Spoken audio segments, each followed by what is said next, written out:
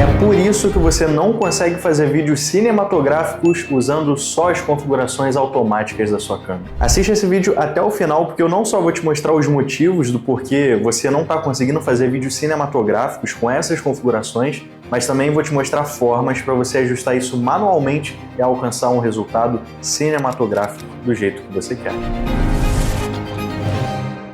Seja muito bem-vindo a mais um vídeo, eu sou o Rafael Filme, meu Instagram, @RafaelFilme, e no vídeo de hoje a gente vai falar sobre um tema que não é tão falado, mas que também é muito importante, que é sobre você usar configurações automáticas na sua câmera.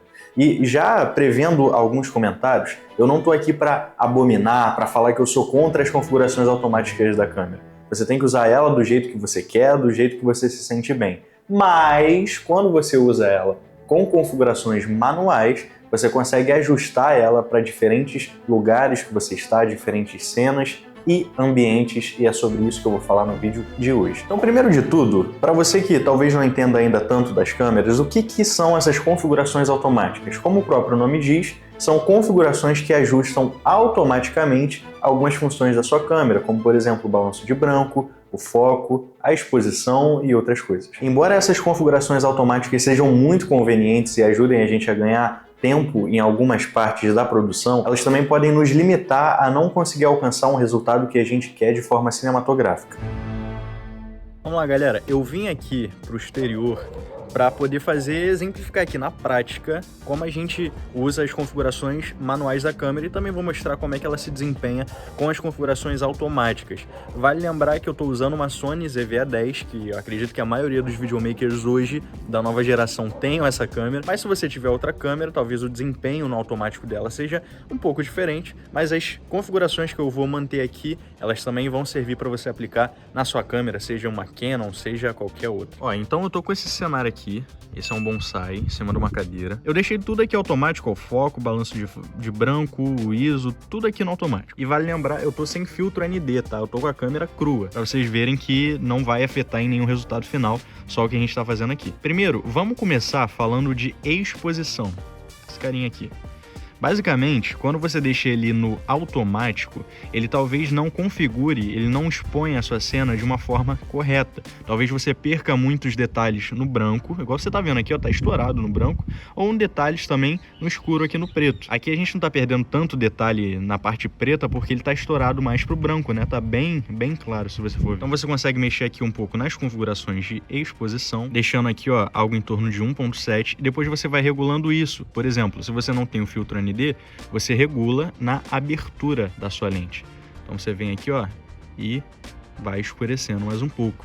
Lembre-se sempre do seguinte, galera, o ISO você vai sempre optar por deixar ele menor, tá? Até para você não ter granulado na sua câmera nem nada do tipo. Você sempre vai optar por deixar ele um pouco mais baixo, você ter uma qualidade de imagem melhor. O ISO ele vai servir ali como um pincel para dar um toquezinho final na sua imagem. E você pode ver, ó, eu mexi aqui na abertura da lente, eu fechei um pouco mais essa abertura, você vê que a imagem já está um pouco mais equilibrada. Só que ainda falando sobre abertura, você percebe o seguinte, ela tá com um desfoquezinho bem legal, só que quanto mais eu fecho e escureço a imagem, né, para poder expor ela de uma forma mais correta, você vai ver que o desfoque se perde, ó. Ele não tá tão desfocado fundo quanto estava antes, ó. A abertura tá em 5.6, se eu deixo em antes, ó, ele desfoca muito mais. Então é uma coisa que você precisa se atentar. E é por isso que eu uso o filtro ND, justamente por isso, para poder compensar o quanto de luz entra na minha câmera e eu não ter que compensar tanto na abertura, para eu não perder esse desfoque bonito enquanto eu estou gravando em ambientes externos. Hoje, vocês estão vendo, o céu tá nublado, então isso ajuda bastante também quando a gente vai expor uma cena. Então quando você faz uma boa exposição na sua cena de forma manual, você consegue, claro, ter resultados talvez um pouco melhores do que quando a tua câmera faz automaticamente. Agora vamos falar sobre balanço de branco. Essa é uma questão também que, se você não sabe mexer, no geral você deixa ele no automático e a câmera regula. Só que qual é o problema do automático? Às vezes a câmera ela não consegue reconhecer o balanço de branco exato para aquela sua cena, principalmente se você estiver gravando em estúdio com luzes coloridas, ela não consegue reconhecer isso muito bem. E só antes da gente ir para o balanço de branco, só uma observação aqui importante também. Quando você aprende a regular ele, é melhor. Porque quando você está gravando, tirando foto, principalmente de produto, né, de objetos, tenham muita incidência de luz do sol, você não tenha muito controle, talvez a sua câmera se perca um pouco e perca a nitidez, os detalhes das cores que o objeto tem, e isso é importante. Por exemplo, quando eu gravo os carros, se você não me segue no Instagram, me segue lá que você vai ver que eu sempre posto, eu preciso sempre ajustar o balanço de branco de forma automática, para manter a fidelidade das cores dos carros nas fotos que eu faço e também nos vídeos. Então vamos por exemplo prático agora. Vocês podem ver que o meu equilíbrio de branco, o balanço de branco aqui, ó, vou clicar nele, ele tá em automático e a gente consegue ver, ó, as cores aqui estão fiéis ao que a gente está vendo. Mas a gente tem opções de mexer nele. Então se eu for aqui para baixo, ó, tem a opção do luz do dia, que é o que a gente está hoje. Tem a opção aqui de sombra, você vê que ele fica com tons mais amarelados, e não é isso que a gente quer, ó, porque não é isso que a gente está vendo, então já estaria errado. Para dias nublados, e são presets padrões que ele já vem, mas você também consegue criar os seus próprios presets aqui, ó. Se a gente for aqui para baixo, ó, você tem o personalizado. E olha que interessante, quando você seleciona ele, você clica aqui pro lado, ó, e você tem essa opção de set. Você basicamente vai pedir, vai mostrar para tua câmera qual é a cor que você quer que ele defina como padrão de branco para ele ler toda essa cena aqui. E uma curiosidade, a tampinha que vem com a sua lente, se você tem ela aí, se você ainda não tiver perdido ela, você consegue colocar ela aqui na frente e apertar no capturar, aqui no meio. E aí, ó, ele vai tirar uma foto da sua cena e vai equilibrar o balanço de branco exatamente do jeito certo. Como vocês podem ver, ele não equilibrou do jeito certo. Ficou ridículo isso daqui, mas porque eu não tô com a tampinha da lente aqui, mas eu acho que deu para entender. Então, quando você expõe o branco da forma certa, você consegue também um melhor equilíbrio de cores, que é o que a gente tem de mais fiel aqui. Vamos falar de ISO agora, e como eu já falei na parte de exposição, você sempre vai deixar o ISO por último. Você sempre vai expor sua cena corretamente, vai fazer o balanço de branco, vai mexer ali na questão da abertura da lente, se você não tiver um filtro ND, vai ajustar tudo isso e depois, se você precisar, você vai mexer no ISO. E você vai dar só um toquinho no ISO, tá? Não exagera também, para você não ter uma imagem granulada e com perdas de muitos detalhes. ISO no automático. Então vamos lá nele.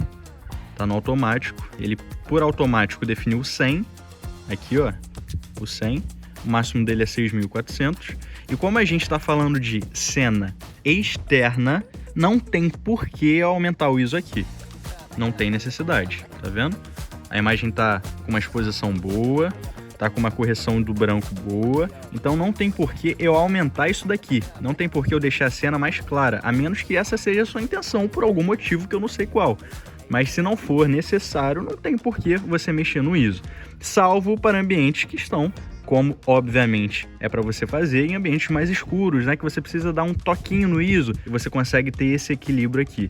Ele, melhor do que quando você usa automático, você consegue ter uma precisão maior de quanto ISO você quer aumentar ou diminuir.